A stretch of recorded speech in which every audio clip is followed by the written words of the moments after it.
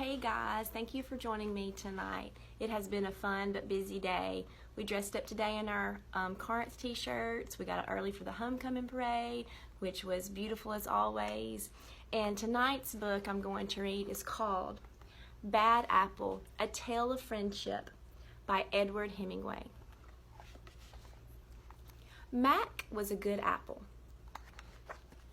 He shared his toys with the other apples, helped Granny Smith pick up after art class, and loved to dive fearlessly into the water hole. On a sunny day, Mac could bob for apples. On cloudy days, Mac would search for the perfect pillow of green grass and take a long nap. In his dreams, it was always sunny, but one day, as Mac lay sleeping, it began to rain. Soon all the little creatures in the earth around him poked their head out to look for higher ground. Some of them found safety under the large toadstools. Others crawled onto stones and pebbles. But one small worm had another idea. When Mac woke up, he was covered in raindrops, and he was not alone. You won't believe the dream I just had. A funny little worm was tickling me right here. And now I can't seem to get him out of your head. It was you. And that's how Mac met Will. Will showed Mac how to fly a kite, fly himself, and play in the dirt. He loved making a mess. Mac took his new friend to the watering hole to clean off. He couldn't remember a better day until he took Will to the orchard. Ooh, look at Mac. He has worms.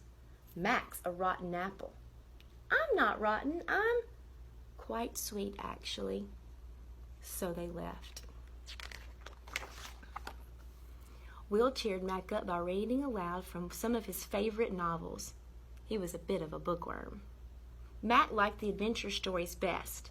He also liked it when Will finished his sentences for him. The most exciting part is when the pirates found treasure in the dirt. But the next day it happened again. Ha ha, it's the bad apple. Ooh, worms. And no one in the orchard would play with them, not even the crab apples. Bad apple, they said. Crab apples can be so mean. That night the two friends sat alone on the grass without saying a word.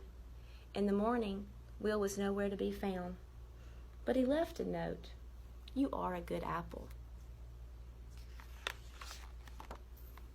But Mac went back to playing with his orchard friends, diving fearlessly into the watering hole and painting in Granny Smith's class.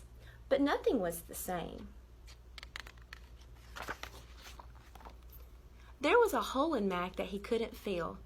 Not a big hole, just a teeny tiny little, a small hole, just big enough to fit.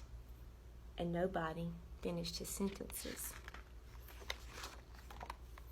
Mac had to find Will. He searched low and high and in between, in the dirt around the watering hole, and just when he had given up all hope,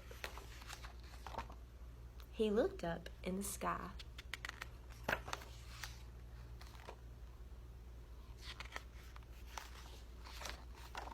Mac knew he'd rather be a bad apple with Will than a sad apple without him.